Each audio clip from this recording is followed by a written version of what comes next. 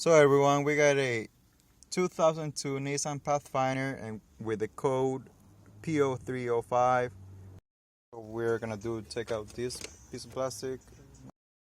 Okay, take out the cover, unplug these harnesses, take out these bolts for the harnesses brackets so you can move the harnesses all the way around. Take out the old coil, put a new one on, take out the spark plug, put a new one on, and that should be good.